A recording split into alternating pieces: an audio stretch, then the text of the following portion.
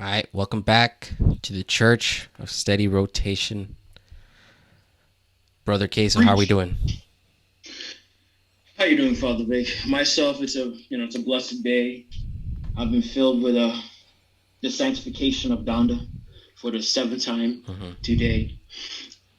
Can't complain, man. Also, we had to fight some demons. I think the demon of COB showed up for a little bit, but we were able to shake that off. How about yourself? The demon hours were very strong last night for me. With I had CLB playing, but woke up this morning, played 24, and was reborn again in the waters of the Sunday service. But Beautiful. I'm feeling good, man. And I think that's just where we're gonna start today, man. Like after the whole month of August and this drawn out process, the live streams, the lies, the pushback dates, the antics, the push ups in the closet room at Mercedes Benz Stadium in Atlanta, all this amounted to the finished product, which we got randomly on Sunday morning yesterday. I mean, last week. At Uh, like 8 or 9 a.m. Eastern yeah. time. Well, so first, let me ask you: do you think that the release of Donda was at 9 a.m. Sunday, whenever. Uh Do you huh. think that was like a conscious decision by Kanye, or do you think it was a a split decision, or do you even think the decision wasn't even made by Kanye? It was made by maybe the higher ups, the label heads.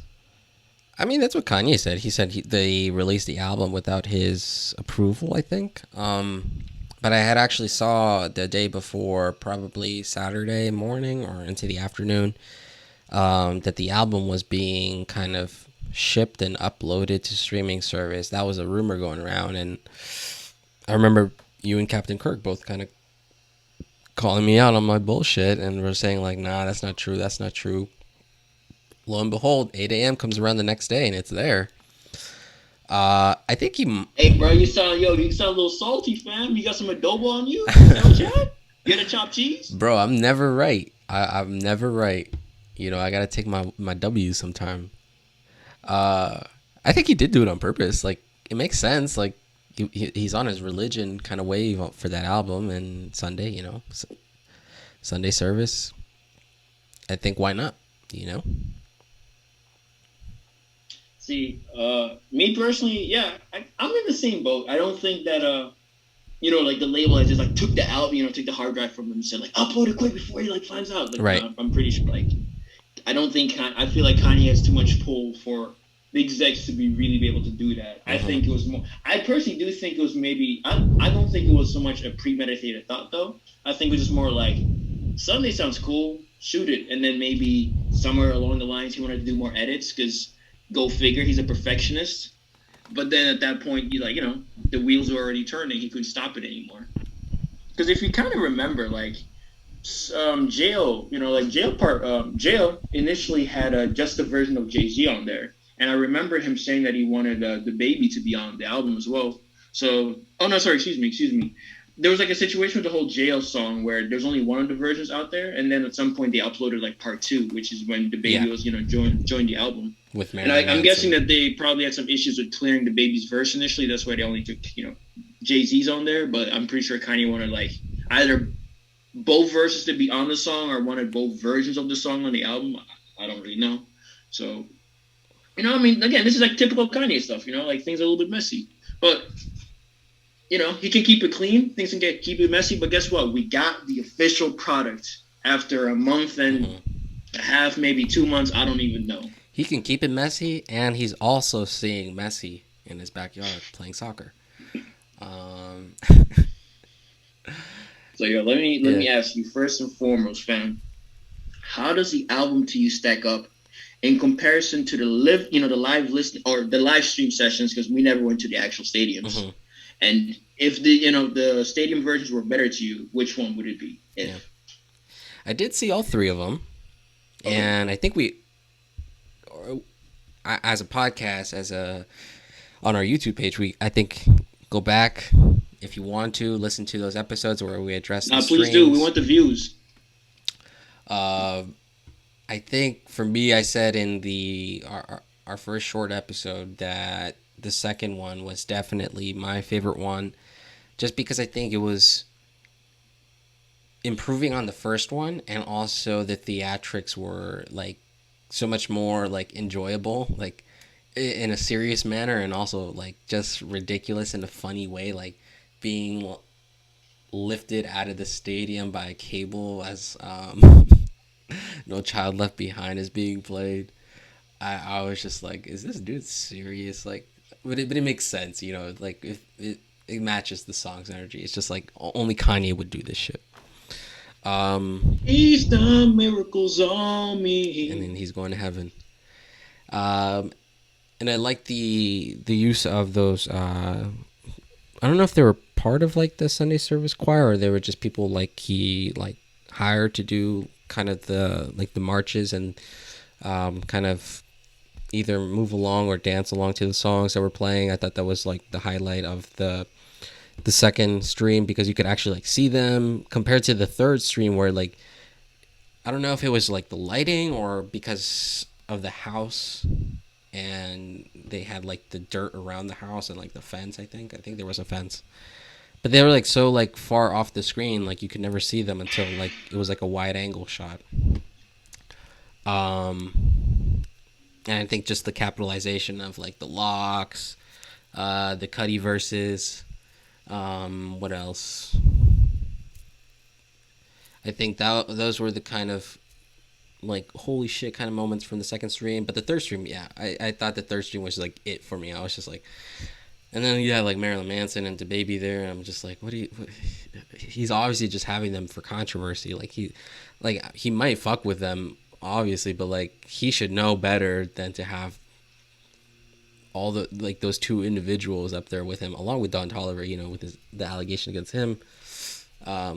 He just doesn't care, and I don't know if he doesn't care in the sense like he's like Kanye, or he's like I don't care, and I also want the clout from this, you know. Antics. Hey man, I mean, you are talking about the guy who did say that Donald Trump is his daddy, so yeah, and that slavery was a choice, etc., etc. So, you know, a little quick recap about the listening session, live stream sessions. I did not listen to live stream session 3. At this point, I was kind of fed up with Kanye's antics. I kind of told myself, all right, if he drops the album like, you know, on Friday night or like Friday night, whatever, I'll check out the live stream. That didn't happen, so I just never watched any replays. The first live stream, I think both you and I can say it was a little shaky. It was a shaky start, right? It was, yeah. The mix.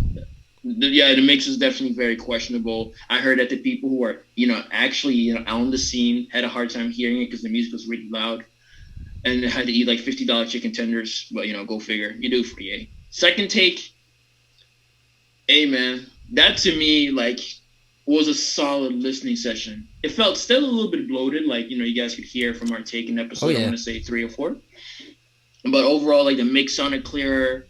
They added different songs, new feature verses. It was just dope. It was a good session. So I can truly say that I enjoyed Take 2. Now, one thing that I should note is that my experience of the live stream sessions was audio only. I never saw any of the visuals of the theatrics. So like the marching band, or Kanye being ascended to heaven, or possibly Kanye putting himself, you know, on fire in the third take. All these things don't mean anything to me because I was just listening to the music. So when I'm comparing Donda, the album, versus the live streams, I'm actually really talking about what my ears heard. And I'll be honest with you, the first time I heard the official album, I was a little bit confused because it didn't sound right to my ears. It sounded a little bit like empty, hollow. If you will, it kind of reminded me a little bit of like the All Day situation. If you remember back in 2015, how he did the live stream or live performance of All Day for some kind of award or whatever, and then he dropped, you know, the official studio mix, and it just wasn't hitting the same. It wasn't, yeah. But you know, so the mix to me was a little bit weird that I found the live stream version to be a little better. And I do have to, you know, add and say that the live cheering on some of the song, the live sharing of the audience of towards the songs definitely added to some of the energy, definitely added to energy of some of the tracks. Like 24 Hours, I definitely think it's a very bombastic, very embellished track that I think definitely works well in like a live setting environment like that versus maybe something on the on the studio version because you could tell that he was trying to recreate the studio energy. This studio, this energy at the energy at the stadium in the studio album, Yeah, yeah, yeah. and I think it was kind of a hit and a miss. But I will say this: once I actually like listened to the album like the second or third time during a car ride, like inside car speakers rather than my headphones, it started to click. I can't lie with you. And all of that to say is that initially I was gonna say like, man, Kanye should have just done take two, like the live stream. But now I can honestly say that like what we have on our phones, our tablets, our whatever's, is to me still the superior version of Donda. Yeah. You know.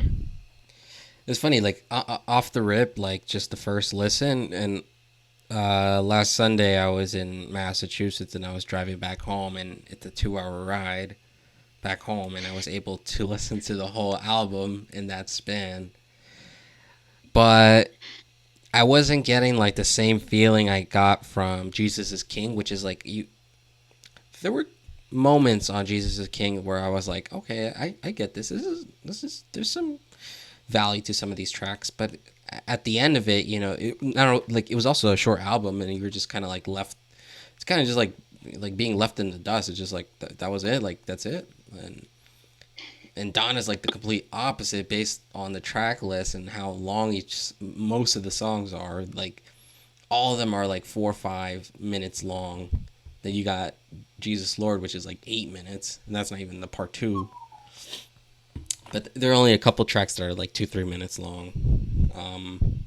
But either way, like just listening to the album as a whole, like I was finding myself like actually enjoying it, actually coming away with like maybe either like some insight, or I was like, okay, that was a fire. The production on this was great. The features were great. Whatever it was on that track, I wasn't like I didn't feel like I was kind of being left behind, for like the same feeling I get from like Jesus is King, or like Wait, are you saying that no child was left behind? exactly. Or like even like Yeezus, like even though I like Yeezus personally, like I like that album when it came out, like it holds a special place in my heart. But I can recognize that on the track by track, like it's almost the same thing, similar feeling to Jesus is King, but at least Yeezus has that creative boundary pushing, idea where like you can die on that hill if you want to. It also is really mixed and mastered really well. That's true as well. But I was just like, after listening to it the first time, I was just like, am I about to go back to church again? Like, what is going on? Like, even like a song like 24 Hours, like a lot of people don't like that song, but like I feel like if you have to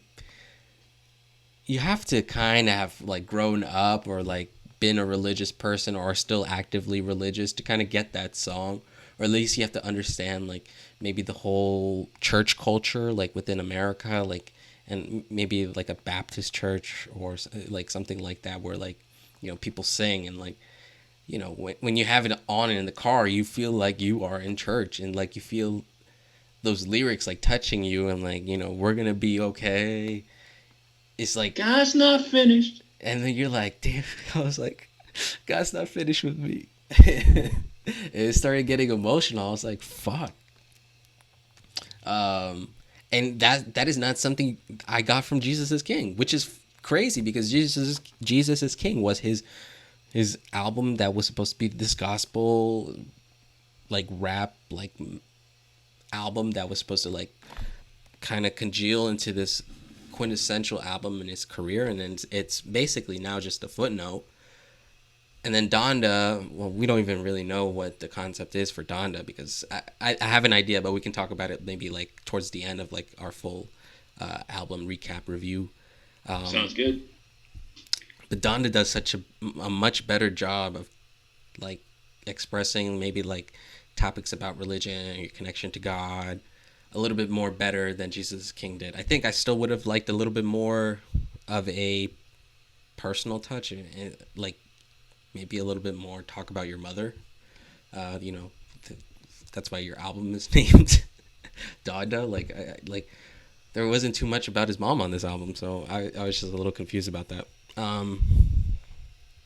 But yeah, I think just overall, like I think off the rip, first listen, I was like, okay, this is something that will be considered one of his, at least in the top half of his discography. And I think it fits nicely in. We've talked about this before. Like for Kanye, for his discography, there's like the A tier, the B tier, and the C tier. Whatever you guys want to like put in there, like that's your opinion. But I think me and Queso, we have some overlap, but we both understand that like something like Yeezus, that's like C tier. You know, I can kind of push past the fact that I love that album, but like, nah, that's a C tier album. Something like Late Registration, that's A tier, you know, right? Because it's a very consistent album. Got the bars, got the production, got the features, got everything. And in The Life of Pablo, kind of all those things, but doesn't hit those peaks, and it's inconsistent throughout the project. And I think Donda is like the same thing. It's just like an extension. It's like putting an Kanye album through the T-Lop filter, but you increase like the like content of like religion on there, and that's what you get with Donda. And it's like when you listen to Donda, like you're kind of like you're hearing like bits and pieces of like Yeezus with like something like Reasonless? like Grid, God Breathe, Heaven and Hell, and then a song like New Again where it has like those graduation like synths on there, and then like yeah, it's just bits and pieces of his career are on this album, which I kind of enjoyed. See, again, well, just a quick footnote, right? I know we just mentioned some of the antics that Kanye was on pre-releasing the album. I'm gonna tell you this right here up front. I'm very happy that after the third take of the live streams, he decided to drop it, because if Kanye dropped another like live stream before the album was in our hands, I think I would have been done with this man. And I know that for a fact because when the album actually officially was released, I literally didn't even listen on it day one. I gave myself a solid 4 or 5 days of just waiting, just like letting the hate sweat, letting myself sweat out the hate, because I wasn't really trying to hear the album after all that bullshit antics. Yeah. And it's not about the fact that he showed his live, that he's doing his work and showed his progression. It's the fact that like I have a hard time understanding an artist committing, or rather not committing to releasing an album, that's nothing new. That happens all the time. But yet being willing to commit to the live performance of the material that you're supposed to present, but then not inform the people, the public, hey, still working on it. You're letting you're letting the people in your camp speak for you. And I felt that, felt very much like felt very much serving towards Kanye's ego than rather to be an honest and earnest disposition. Yeah. But again, that's just me looking from the outside in. I might be wrong. I don't know how that man's brain works. No, and I get that. Like, I think from my standpoint, like I guess this is expected, but like I guess I've accepted this is kind of like something that he would do. But is that right? Like hell no. Like what the fuck? Like pushing back and everything. Like and this dude has done this so many times now. It's just like ridiculous. So I think a big conversation, and I think this was kind of discussed on the Breakfast Club about like no one in Kanye's camp is like really like maybe pointing out some of these issues or these flaws, or or the fact that like the things that he does and the lead up to an album rollout is kind of like messed up. But I guess that's if it was really an issue, I guess the labels would really step in and maybe address it a bit more. But and maybe that's what happened like with the Sunday drop. They're like, all right, we're pulling the plug on you. We're just gonna drop the shit no matter what. They probably saw like the Marilyn Manson articles and they were like, nah, we're not doing this again. Next thing you know, he's gonna break out R. Kelly to have at his 4th streaming event. Bill Cosby. Bill Cosby. Yeah, he's gonna revive Michael Jackson. I mean, yeah. So the antics. I would say again, the antics didn't sour my taste of Donda initially, but I just remember I wanted to like remove myself from all of the BS before I enjoy the music because I do believe in separating the art from the artist. Oh yeah. But art itself, I mean, you said it yourself in eloquent terms. This to me is just T-Lop mixed with Jesus is King, as simple as that. Um, I guess part of me was expecting, I guess, an album of like graduation level or higher, only because the album was called Donda, which, if anyone kind of pays attention to Kanye's, livelihood, obviously she played an important role for him, and the passing of her obviously affected Kanye to such a deep way, arguably still does, right? 808s, Yeah. and even just this the different direction that Kanye took after, the passing of his mother, R.I.P. So it's just to sort of say that maybe part of me expected a more focused or more cohesive approach on this album, which is more reminiscent of his like earlier work. And like you said, it feels a little bit scatterbrained or all over the place, like the Life of Pablo T-Lop. So that's why I fail to necessarily call this like, I guess, as much as I wanted to give it like an A tier or maybe even like a high B tier in the Kanye's discography, I just think it's kind of like in the B realm. What I can comfortably say is that right now, I am very much inclined to say that this album is better than The Life of Pablo. And that's because, for me at least, The Life of Pablo had some amazing highs, right? We got Ultra Light Beam. Yeah. Father, Stretch Your Hands if you're in that camp. I want to give that song the props, but again, that one line is I can't forget that one line. But again, No More Parties in LA, Real Friends, 30 Hours. Again, great songs. But then the songs that I don't care for, they're not bad. They're just, I mean, I guess, the internet called them mid. I just call them like cool, just cool or decent tracks. Listening to these tracks in the context of the album, I don't gain any deeper appreciation for them. So I just feel like for when it comes to Life of Pablo, I just take the songs that I like and leave the rest behind. But here on Donda, I feel like even the songs that maybe feel a little bit like I'm not gonna use the word mid, but just maybe undercooked, underbaked, like Junya, or is it Junya? Junya, or Remote.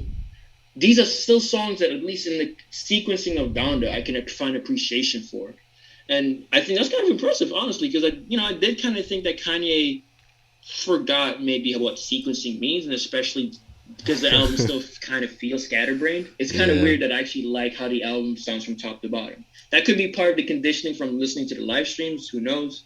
But I can comfortably say this is in the B tier realm of Kanye's albums. Definitely better than his recent outings. That's not to shade Jesus is King or Yay, but just looking and saying that songs like Jesus Lord, woof, Off the Grid, woof, Pure Souls, woof, the Lauryn Hill track, woof.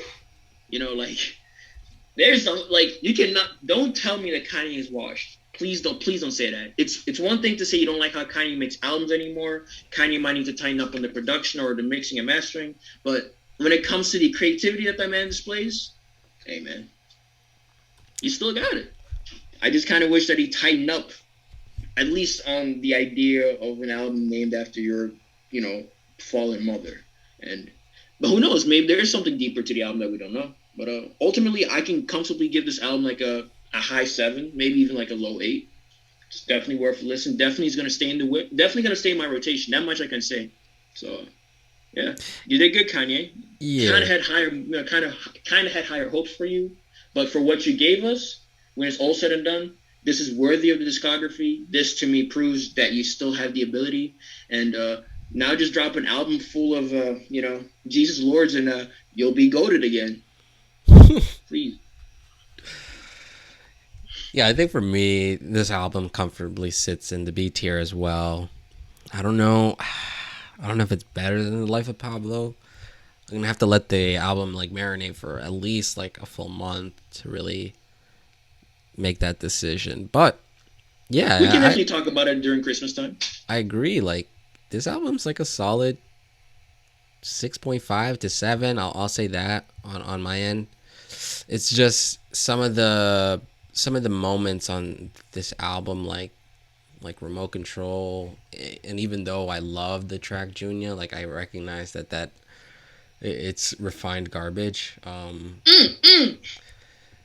Although part two, I love part two. Part two, that's I think it should have just been Ty Dolla Sign on that album. I mean, on that track. Like I I mean, really, not Ty Dolla Sign and Kanye, they make magic. they he could have just let like Ty Dolla Sign take that whole song for himself and just use that as like an interlude. The song's not even that long either. Um, but yeah, I'm happy that he dropped this album because it kind of reminds me that like okay, he still got it. Like he definitely does have it still. Like he's not going downhill in terms of his music, in terms of the albums that he's putting out. I'm not talking about his life. Um, but yeah, Hey man, that man's a billionaire now. He's richer than Jay-Z. He's clearly winning. mm-hmm. But to me, yeah, I agree. I like where's like all the Donda stuff? And I was thinking on like earlier today. I was like the whole track about with Praise God and with the kind of vocals at the beginning, kind of talking about like just it just made me think like I was like, did Kanye like pick Donda as like the title and as maybe like the loose concept of this album because Donda gave birth to him, and like that this album is basically about him, but like like that his mom, like you know what I'm trying to say, like this is like there's nothing really about his mom on here extensively. There's a lot about him. Maybe he's like trying to say like Donda, greatest woman on the planet, she gave birth to me, she gave birth to Jesus, and this is how I'm this is how I'm coming on the album. And yeah, I don't know, it might be a bit dumb to kind of say, but I mean, I'm like, just trying to make sense of this whole concept. I I don't even mean, want to call it a concept. see, how about this? Like maybe during Christmas, like give it some months, maybe the concept will be clear. Like I definitely will agree with you. Say that again, just like Pablo, Ye, and to some degree Jesus is King. Again, this album is very much centered on the self as in Kanye, and yeah, maybe there's like him kind of showcasing like I got this from my mama, but I then also sort of have to go back to like songs like Hey Mama, right? Him, making a song as an ode towards his mom, and kind of have to wonder and say like, you've done these concepts before in a clearer fashion. Yeah. So again, like maybe it's the spirit of Don. And again, like as someone who's never Maybe it's the met spirit of personally, Donda. yeah, like maybe it's the spirit of Donda or something. Like it just as an outsider again looking in, I don't see the association of the name unless they just randomly picked the name, but I'm pretty sure he didn't. And I'm not gonna say that he did it for clout because I'm not gonna put that on his name. That sounds like a wild accusation. I don't even want to say that. But yeah, at least conceptually, again, like you said, went through the T-Lop, laundry room. So T-Lop filter. maybe there was something there. The one thing I will say is that one thing that I remember and that I kind of wish, and this goes back to the live streams, right? Remember the song "Holy Holy" with Pusha T that ended up being removed? I like the what was it called? I did like the interlude or like the speech that the mother was giving, and also going on the song like "Praise God." I also liked how Kanye used Donda's vocal chops into the beat, like right into the night part, and I guess maybe part of me was excited because I thought that maybe he would, if there was not like a concept about his mother or his relationship towards his mother or like feelings, maybe he would use his mother as part of the sonic like landscape of the actual beat or the beats overall. But he only really did that on Praise God. And that's, again, a great song, great beat. But then I'm like, well, okay, that's one great song, but where's the rest of it? Because it doesn't feel super duper motherly. I mean, one, you could sort of say that some of the feature verses speak about Kanye towards their mother, right? Like, right. I remember Travis and Jay-Z, there were a couple of mentions, like as if they were talking towards Donda, like, oh, you have a great son, or like, I'm bringing him back home. But again, like I feel like we're grasping at straws now, right? We're not we're just speculating. There's no Yeah. clear consensus on it, unfortunately. One song that I did kind of want to have be on the album that I'm surprised that didn't was the song about losing my family. Remember that one where it's like Yeah. sounding like a whale? Look, I remember you was making fun of him because he sounded like a screeching, whale lord. And I was like, bro, but Yes. you feel that emotion? That's real. I And I know. feel like that song could have held a strong level of weight, even though the idea that, Kanye was raised by Donda, and now as a man, he's sort of navigating through these waters, and maybe he Right. finds that like he's not living up to the standards that his mother like, gave him or like, raised him up with. But Didn't the track also like talk about his father a little bit too, yeah, and like or like what it means to be a father? I think yeah, that's what it means, like, yeah, Donna was saying, like, what it means to be a father, which is never to give up on your family. And, right, like, I right. don't know, again, if maybe he removed it because, I mean, I don't think he removed it because it was too personal. Like, Yeah. we're talking about Or Kanye. and like honestly, like as much as we want things from artists, like maybe it's still too hard for him to like rap about his mom or some shit like that. Like maybe he's still sensitive. Like I don't know. Maybe he like this was the best that he could do was just name it after his mom and I And chop up some vocals. yeah. But That's let me true. ask you, like from the live streams, and I fell asleep. Not gonna lie, after halfway through the third one, I was tired that day, and I was just like, all right, I'm not gonna miss anything. But we did get two new tracks that we didn't hear before, which were "Come to Life" and "Believe What I Say." Do you think? I don't know. These two tracks to me like elevated the album.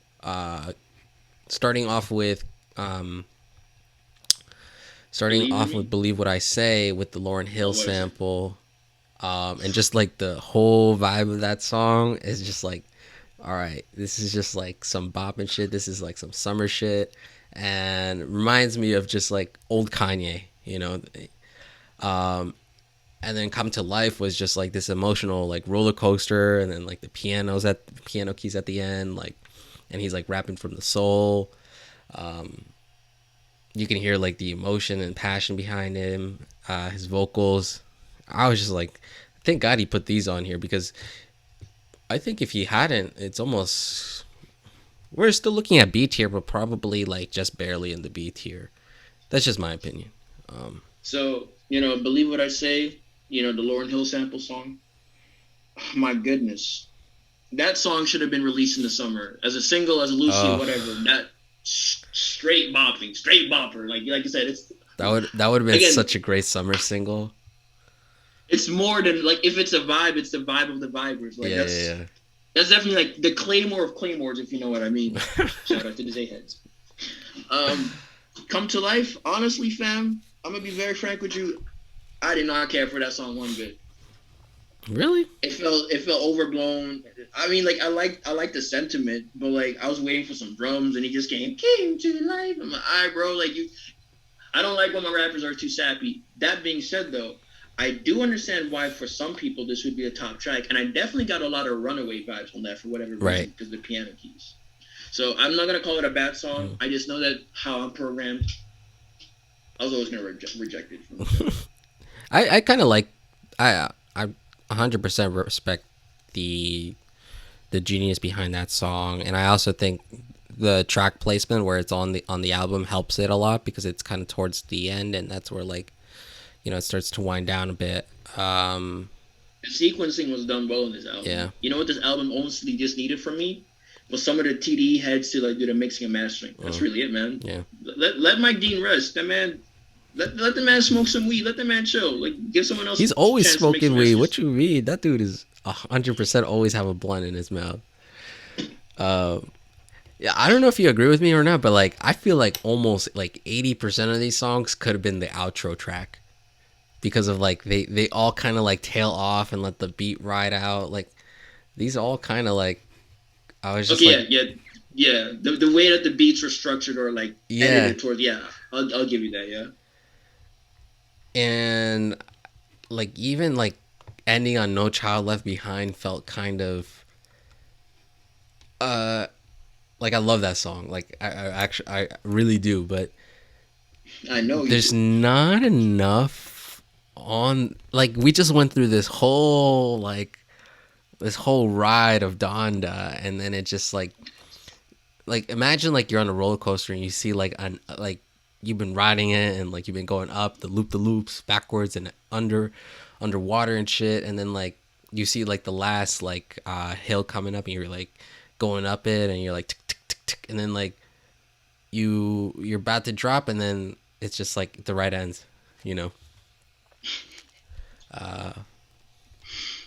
Which is fine. It's like, okay, yeah, I guess that was a long ass ride, but nah, that track to me was like spiritual as fuck.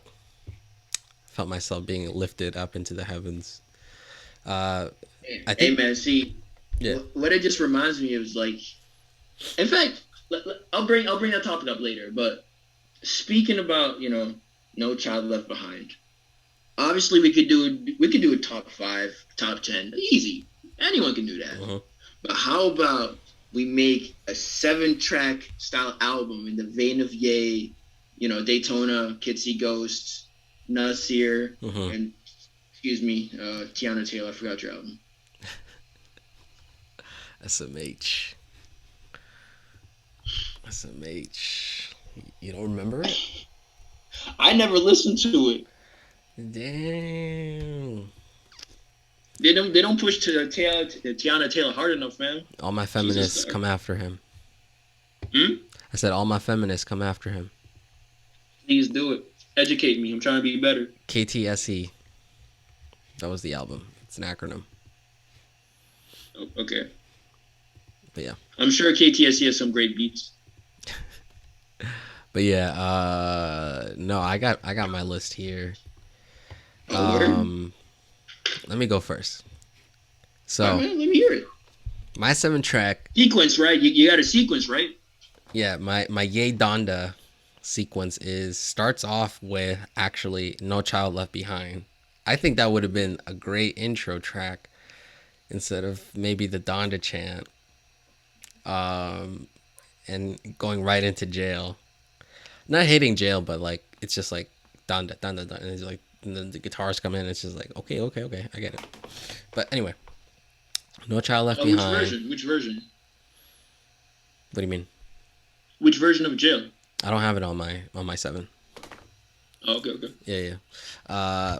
So No Child Left Behind. It opens up the album and gives you the idea of like what it's gonna be. Like No Child Left Behind has the organs.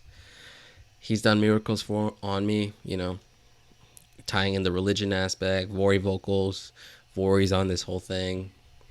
All right, so that's the intro. Then it goes into Hurricane.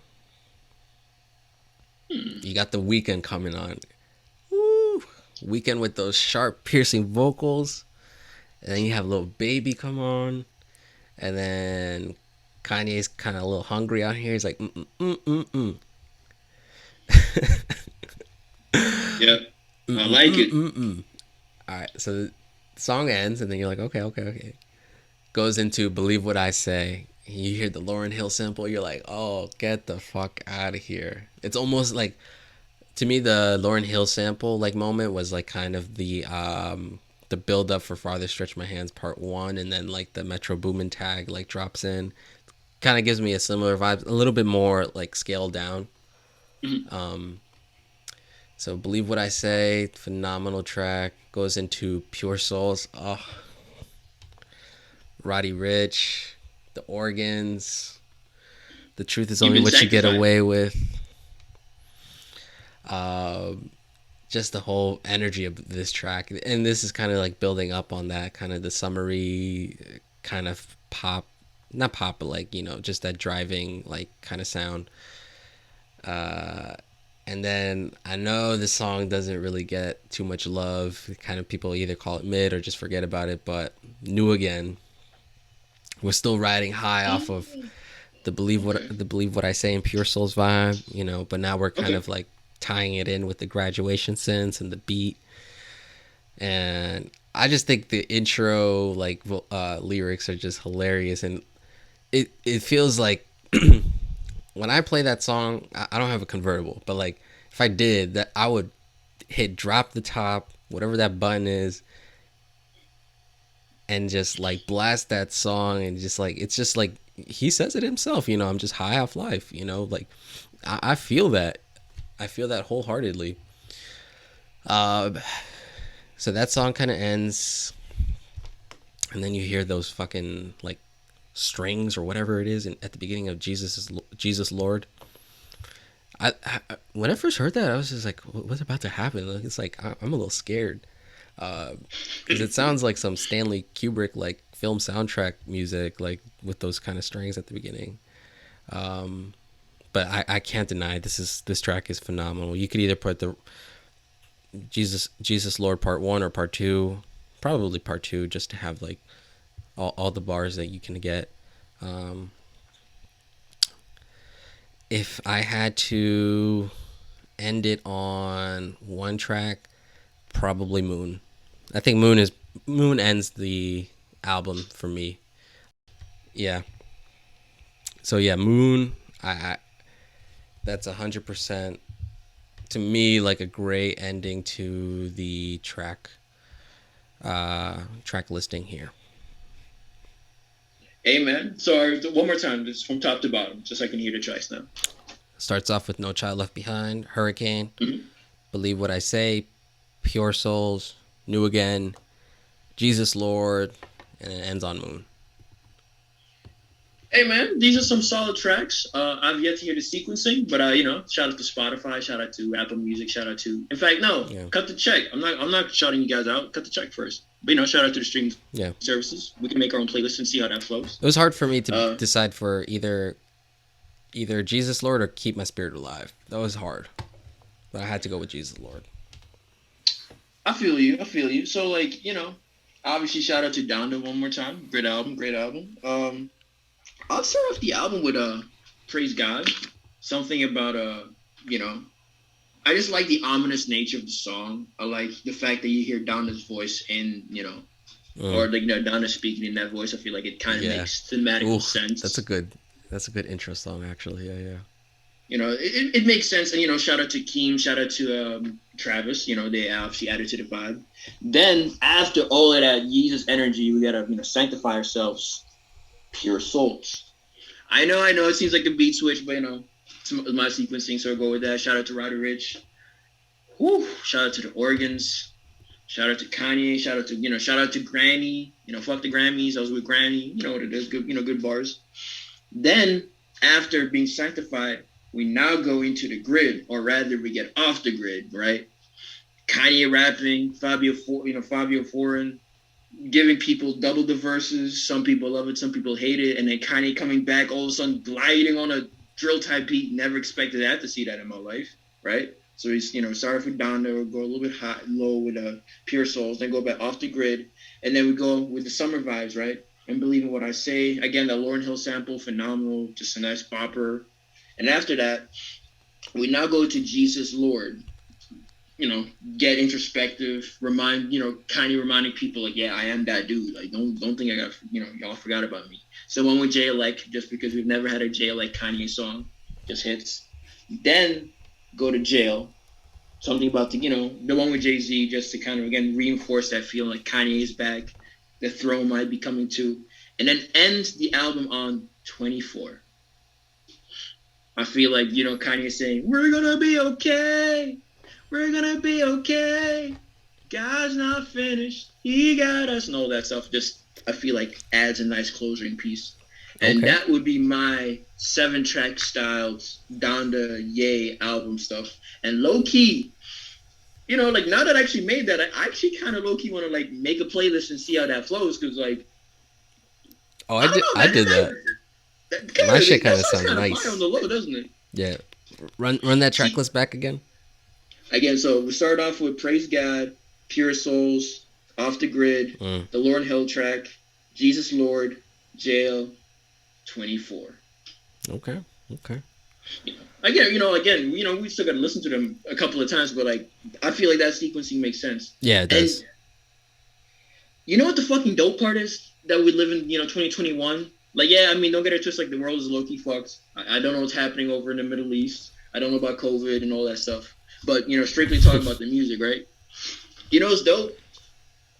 What? we're not beholden by physical media anymore, or like we're not beholden by like arbitrary or like weird ways of listening to music. I don't have to buy like a big ass disc that's made out of wax or whatever and to have a needle go round and round in it for me to play the song, or having to, play around with the needle to go back to a track. We just have it on our phones, and more than that, we can like chop it up a little bit and make our own personalized playlist in the same way that we just did right now. Something kind of like something tells me that like maybe in like the next 3 to 5 years, like artists will be give their fans a little bit more control with how that they sort of engage with their music. In a similar way or fashion, how like Kanye now with his Donda album releases like stem builder. If you remember that like little trinket he made. No. So like right around like the between the second and third listening party, Kanye released right before the third listening party, Kanye like was selling a $200 stem builder, which essentially gave you the songs of Donda and allowed Oh you to like yeah, yeah, yeah. play around with the beats, Yeah, like the the little mix and like mastering, all that speaker stuff. thing. Yeah, that thing. But you essentially could like change the music by pitching stuff down, pitching it up, and all that stuff. Like basic, like Fruity Loops, but for your pocket. And it's really interesting to sort of see that, right? Because I think you and I can both agree and say that Donda has some great tracks on it. And honestly, nothing here feels like a bad song in my book. Like, I don't think that Donda has like a removed, like has a throw that song in the trash bin. But you said Television. something, right? Where like 80% of the songs on the tape could kind of, so what? Television. So what? Television. I mean, we'll have to agree to disagree, but whatever. But you said something that that did stand out to me, which is that more than half of the songs on here could have been like the outro track on this tape, and that's maybe why I kind of like mentioned like the TDE boys coming into mix, because if this was the final sequencing of the album, right? Like nobody's taking or adding songs. Like this is the final product, and then it was like mixed and mastered with this sort of being in mind as a final package, maybe we would have given Donna like the guaranteed, B, like 8.5, like, or the guaranteed B grading, rather than maybe the sort of shaky T-Lop feeling. But what's dope is that now that Kanye has, sort of got into the whole stem build, and I'm sure that Kanye is gonna do the T-Lop situation and like change some of the mixing and mastering, whatever. But now that we live in the, in this era where Kanye released the stem builder thing, fans will just be able to kind of make their own versions of Donda if you really think about it. Like maybe some fans wanted to have the drums of, JL come in during, Jay-Z's verse instead of like right after. Or maybe some people would like some of the vocals to be like lowered, or maybe have some, have some vocals maybe stand out a little bit more and have the beat lowered. And now with having such a stem builder, it's just interesting to see what fans and music enthusiasts will like, will sort of do with this album, kind of give this album like a second, not a second lifeline, but we'll give this album like a life of its own, in the sense that now people make their own mixes and masters and remixes towards their favorite tracks. And it kind of reminds me of like the Yandi days, but now like, I guess, quote unquote official, because Kanye is making money off of it, right? And it's just kind of interesting to think that we live in a era now that fans now have a direct hand towards the music that we consume. But then again, I have to say, like, is that new, or hasn't that always kind of been the case? Like remixes, that's nothing new, right? No. Like, remember the days of SoundCloud? Like, you'd go on SoundCloud and maybe you'd find like some random rapper jacking someone's beat and then just rapping over it, right? Freestyling or whatnot. Or even just like producers maybe taking random verses and having those verses on their own beats. And, I guess I'm just happy to see that we're sort of going on a commercial level, that we're entering a creative space like that again, where fans and music enthusiasts can just engage with the music on a deeper level than just consume it. And, maybe kind of quote unquote revive or restore the feeling of SoundCloud, because I'm an old head, so I miss those days. Go figure, right? I miss the days when you could go like on SoundCloud and find a random ass mixtape with either like stolen beats or like stolen samples that weren't clear whatsoever, but still have like a nice cohesive project. Because now with everything being on streaming and having to be cleared, that's a little bit harder to do, right? Like if an artist doesn't, like if Led Zeppelin doesn't want you to like use their guitarist for a beat, go figure, that beat's never coming out. Like no one will ever hear it. But I want to hear that creativeness, man. Do you have any takes on that? I mean, I think you pretty much covered everything. Like I think, I don't know. Outside of this isolated event with Kanye's, what is it, like the beat thing. I don't know. It'll be interesting to kind of see what the market, the audience members, what they're going to be doing in the future. I, I I think it's very early right now to kind of predict what's going to happen. I don't necessarily know anybody who even really purchased that device, but I don't know. Because you got broke friends. Yeah, I don't really miss this. I was never really like that heavily invested in the SoundCloud era, but like I do think the whole engagement and like that whole it's like going into the record store and like sifting through vinyl and like trying to find out like, oh, like this looks like an interesting album, let me take this home and listen to it. It's kind of like the same thing but like condensed on the internet, and like you can like find artists like that. That aspect I do miss, but it'll be interesting to see like what'll kind of happen in terms of fan engagement and their influence on how media is consumed in the future. But I think, yeah, I still think it's going to be based off of what the labels are going to decide, because I think Kanye is probably the only one who's really trying to do anything on that end recently. I like, could you see Isaiah Rashad doing this? Could you see like Vince Staples doing this? I don't know. Hey man, if Kanye and Jay-Z, maybe start like a tech company. You never know, man. But I do hear what you're saying. Like, so far it's just like an interesting spark. I'm curious to see if like maybe again we can revive that mixtape energy at some point. Real quick, just talking about mixtape energy, but completely unrelated. Shout out to Drake because first and foremost, he dropped his album, Certified Lover Boy. Shout out to Rick Ross. That was honestly an amazing verse. Shout out to Tunchi. That whole track was fire. Bro, shout out to them. And the song Way Too Sexy, the one with Future and Thugger. See, I don't know if I love it or hate it, but like I've never had such a split feeling towards it. Like, when there's a song that you want to like but it's not there, but you want to hate it, but like it's too flame for it to be hated on. It's that it's not like mid. It's literally just I can't decide whether or not the song is good refined, or bad. It's refined mid. I don't think it's refined mid, really. I just think the beat is fire, and I think Young Thug does his thing. But when Future is like, I'm too sexy for it, and he just starts going into it, the sample, I hate it. I really don't like it. I think it's funny, but like I don't love it. And then Drake does his thing. Actually, I like Future's verse on that song more than Thugger's. It was Drake who was like 50-50 on, because I don't know. But hey man, like I said, shout out to Certified Lover Boy. He dropped the album on Friday, like he said he would. 2 a.m. for Demon Time, but perfect horny hours. I'm pretty sure that many babies were made on that album last night or the night dropped. And also shout out to Drake for dropping the best song ever, which is Party or Party Time. The Kanye song featuring a triple stack. Like Drake, released it, and shout out to Drake for that. That's an amazing song. Arguably better than anything on his album. I don't think there's any argument there. I think just listening to it at first listen, I was like, okay, I was like actually kind of hyped from it, but then I kept re-listening to it, and the shine kind of kept diminishing after each listen. I'm really not impressed by this album at the end of the day. I think it's just a more... It's like an improved like Scorpion or an improved Views. There's nothing on here that he hasn't done before. There's like the 3-4 bangers, then there's the I Miss You track, then there's like the Future verses.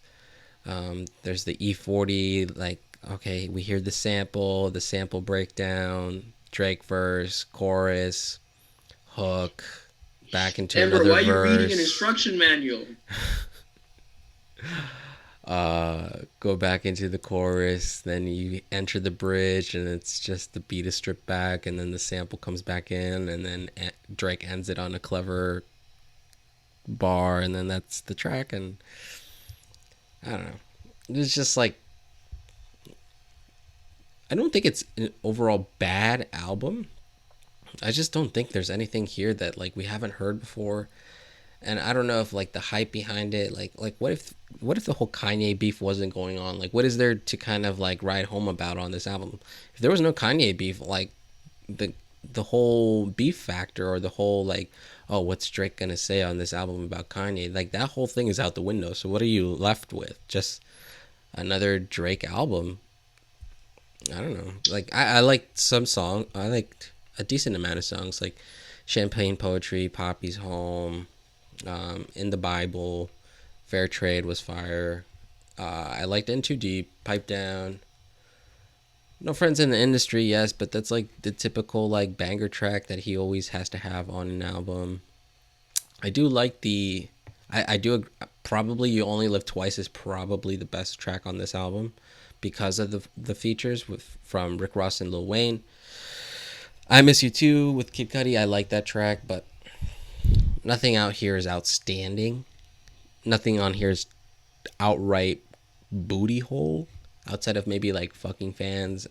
I Drake always has a solid closer track, and this is probably the worst one, um, in my opinion. It's just like uh, it's a little bit too long, and then he kind of like takes a break in the middle of the track and like goes back in like he's about to like rap some serious shit, but he doesn't, and it's just like, all right, wrap this shit up, bro. Like, like you're not saying anything here. Like, um, yeah, I don't know. To me, it's like a five. It's like a good 5 out of 10. But like, why are we praising this man for a 5 out of 10 album? So look, man, as someone who definitely was a fan of Drake back in the 2013, 2015 days, right? Like right before Views. You know, nothing was the same. I think people can. I think I think that's his best album, honestly. Some people fight on me, but it's definitely like top three. I think it's the best, whatever. If you're reading this, it's too late. Definitely top tier mixtape energy. Honestly, initially I didn't like it because I felt like he was selling a mixtape, but just listening to the music as is, fire. Listen to it probably like at least once a month. I didn't care for Views. The More Life playlist actually had some great songs on there, Yeah, and then I kind of fell off. You know, I think that Drake is technically extremely proficient. Obviously, we can talk about the Meek Mill situation, but why bother? That's irrelevant. This is not a conversation about Drake as a lyricist. We're talking about Drake as an artist, a rapper, entertainer dropping a piece of work. This music feels very indicative of quote unquote the Drake sound. And I actually will say this, the production on here is very, very, very, very clean. it is. It is. I like this. It is. Yeah, like I like the sample choices. I like the vocal chops that we're used, we're used to hearing Drake, rap over. The moodiness was right there. It's cool. So honestly, the music was, again, it hit the notes that it needed to hit. The feature verses came in quite nicely. All things considered, I'm not mad about it whatsoever.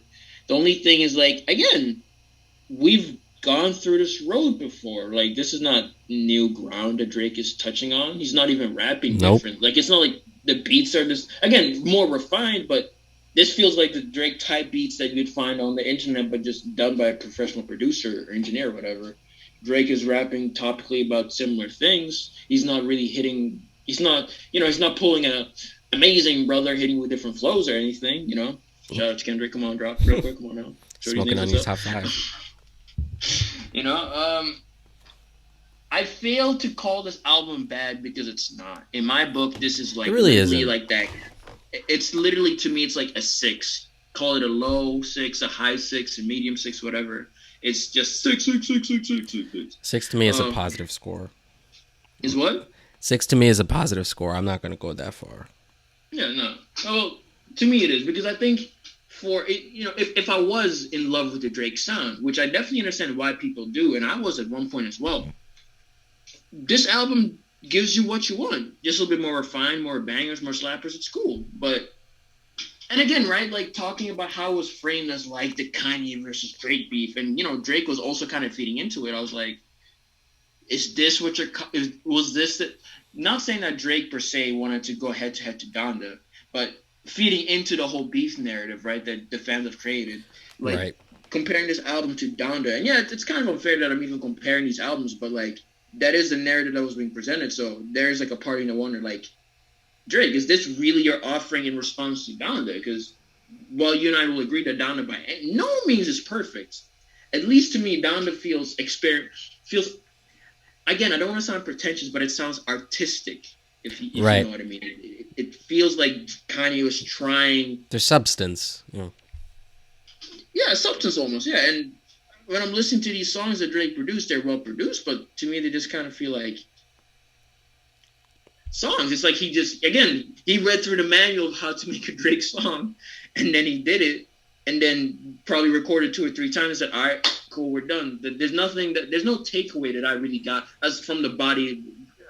Like there's obviously individual tracks, but even then, To me, it's just like we since views, we kind of already get honestly his whole career. But I feel like since views, because I think he really entered into the upper echelon of the mainstream like music lanes, and he kind of said it on this album himself. Like he's like, you've never been on the top. I've been at the top this whole time. Like, it's just like, all right, we got some songs where we would consider bangers. All right, some songs about I miss you, some songs about I miss you, but fuck you.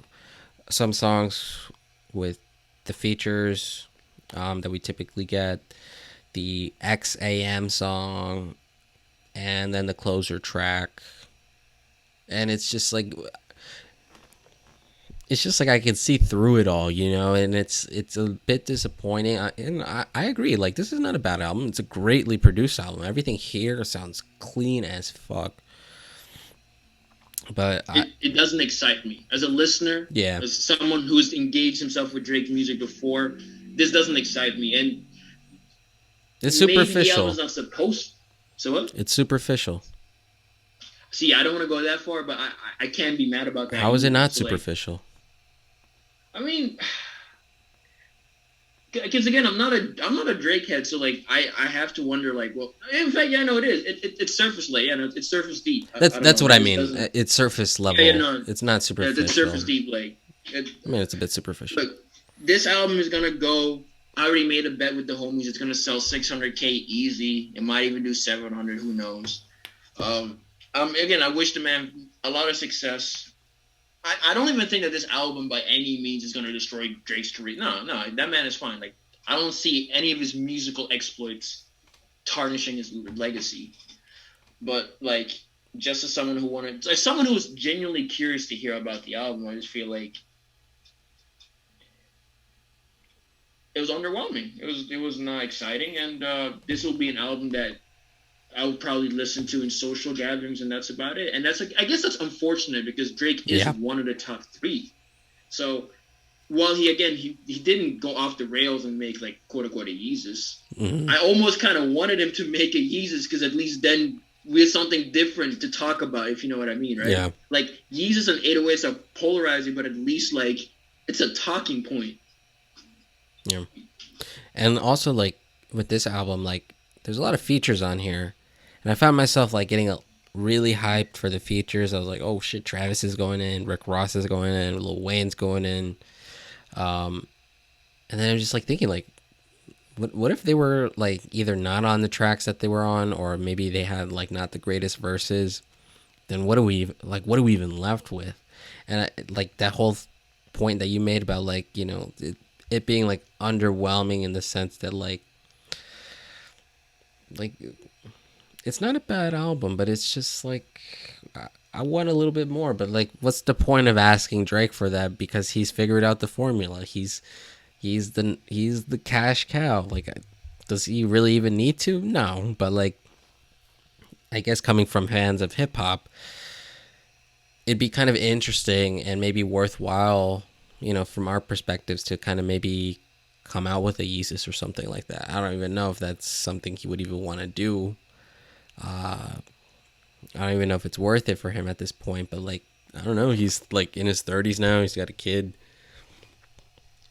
What's the next album gonna sound like? He's gonna continue getting older, and maybe some life perspective or events will happen between now and then, and maybe it'll influence his sound. But Look, man, and also he's like a, hmm? and also like the whole certified lover boy. Like I thought I wasn't gonna be under the impression of like that this album was gonna be on the kind of softer side, the R&B side, which would have been interesting. But no, we just got just another Drake trademark album. Look, man, that cover art of the album, I have no beef with it, but I will say, like, like, Kind of creepy. does it mean anything, or did he just do it off of, off of the trolls? I don't know. Drake, He leave your commissioned that.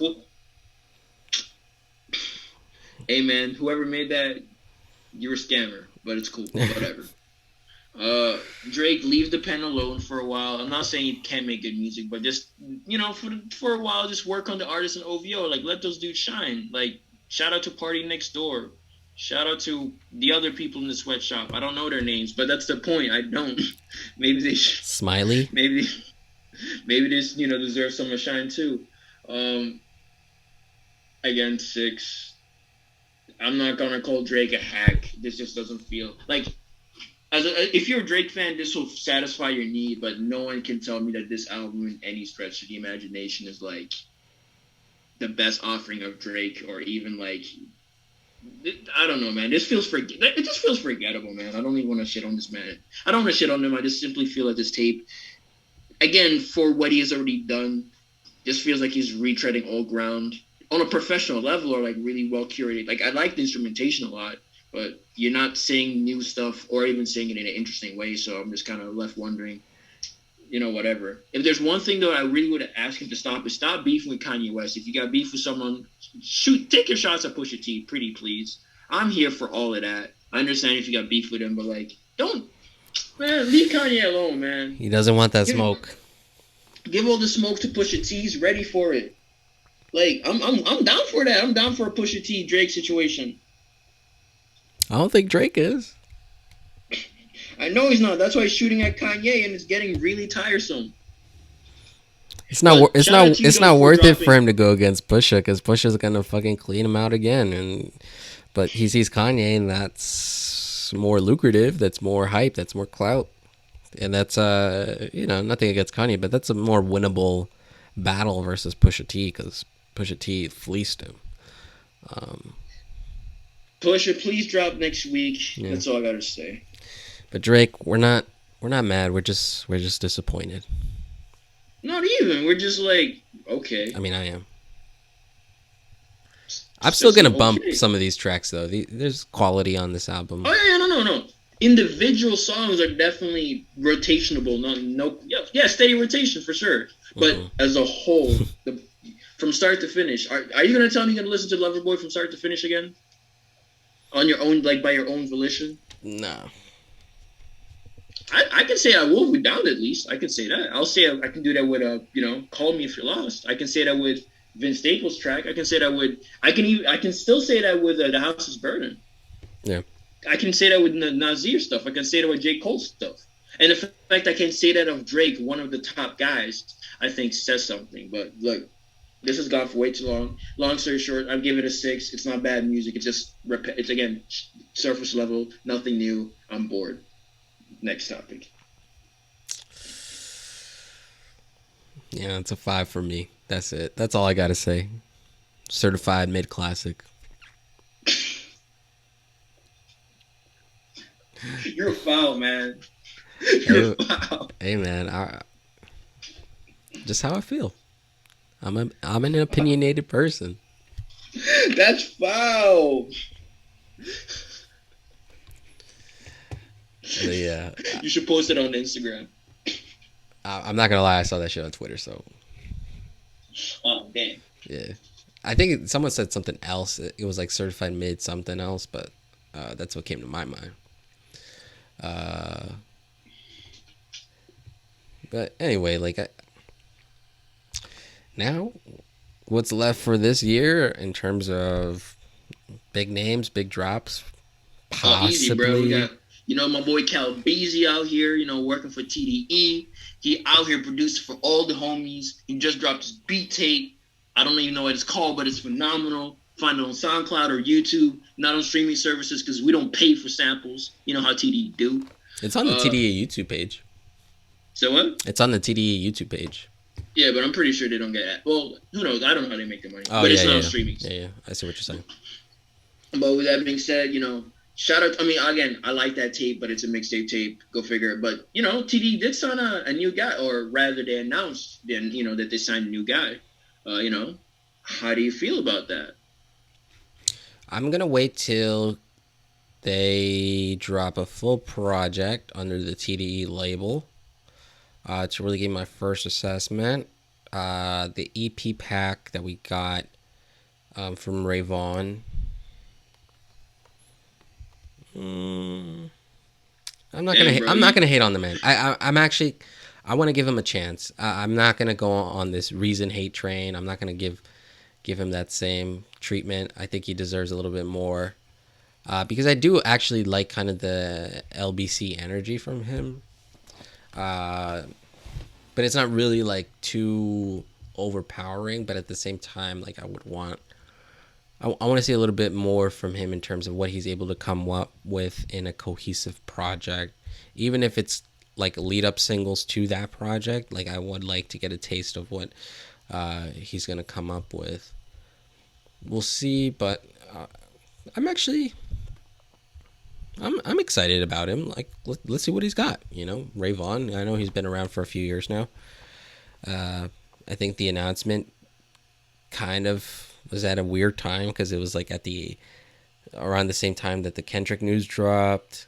So it's like it almost felt like they were inadvertently like placing like, all right, this is Kendrick's leaving, this is our new guy, like, and then like I feel like there was a lot of overreaction and say like, this is the new guy, like this is the new Kendrick, this is what we're supposed to get. And then he had that freestyle where he was talking about cream pies and shit. I was like, bro, what?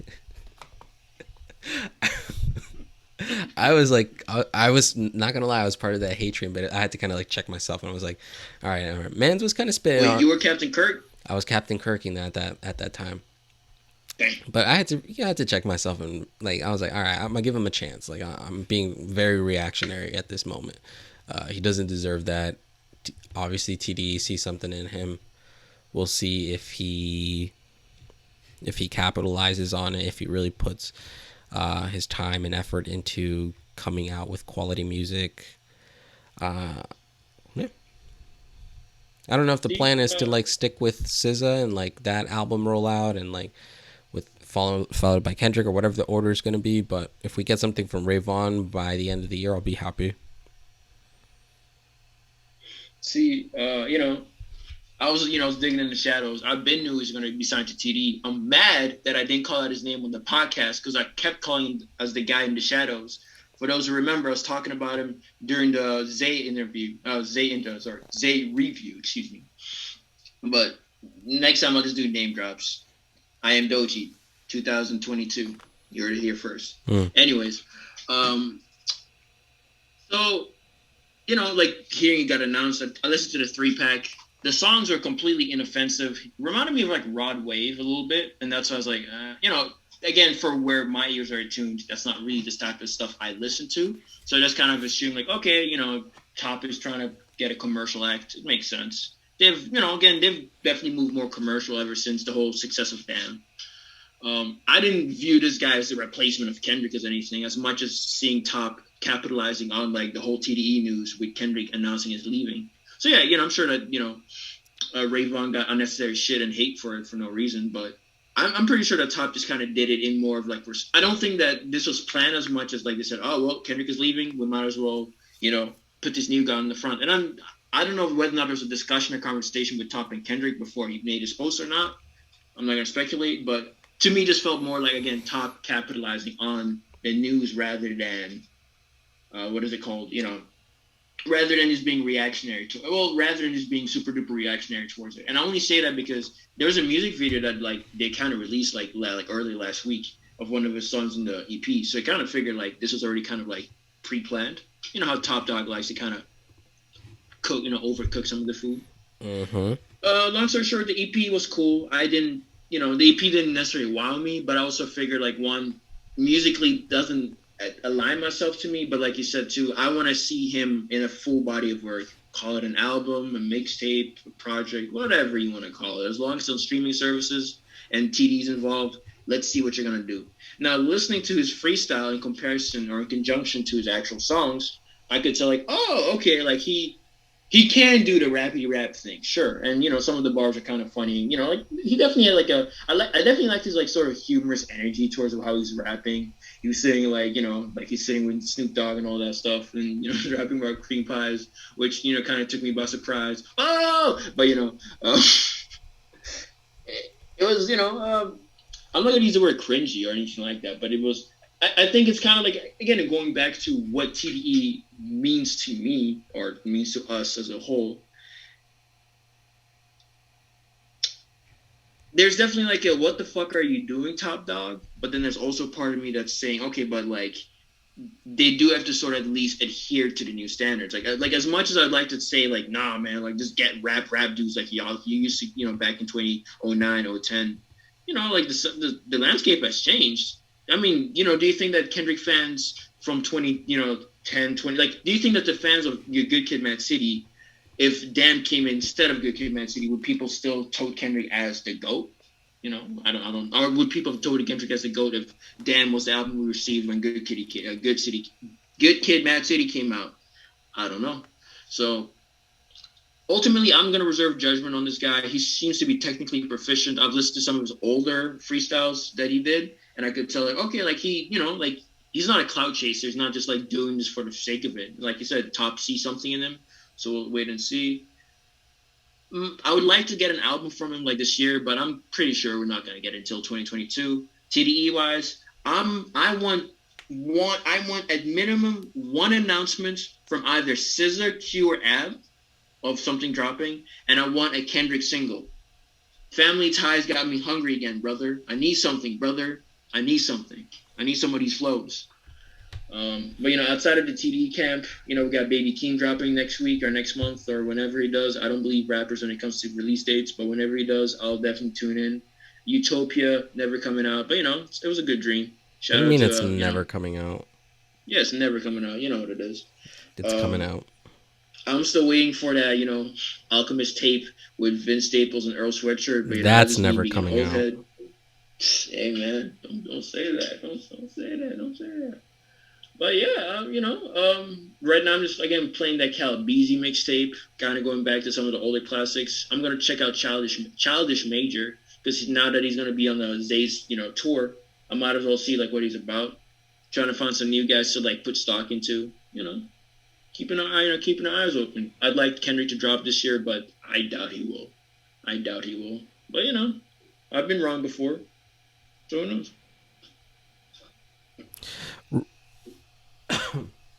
Rumor is that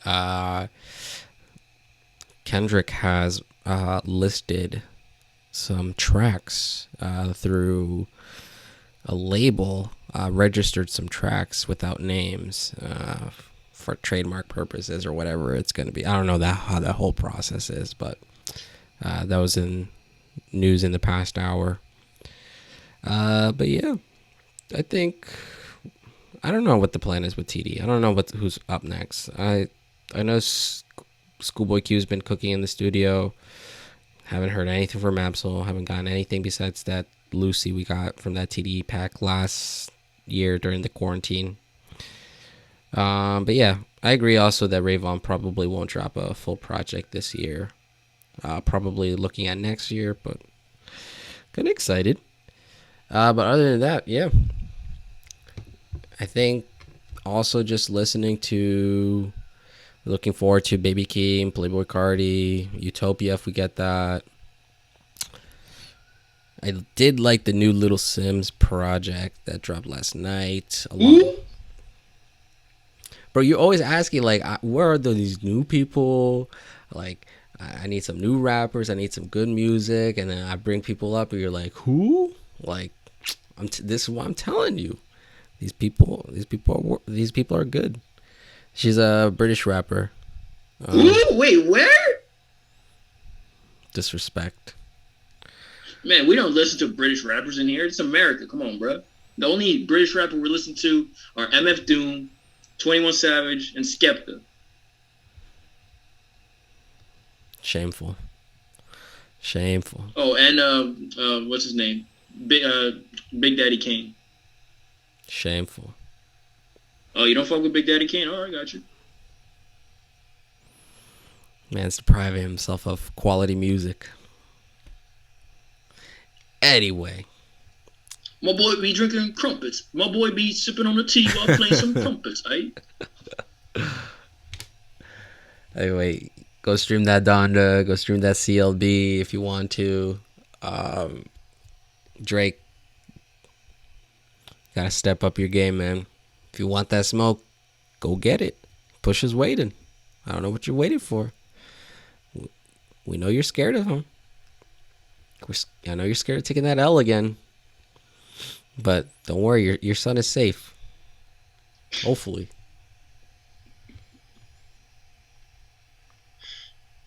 But either way, I think that's going to wrap it up for this episode this week. You know, everyone have a good Labor Day weekend. Hopefully when this I almost said album. When this episode drops on Monday, you know, hopefully you'll be bumping that Believe What I Say or that Poppy's Home. But enjoy your time off, everyone, and we'll be back next week.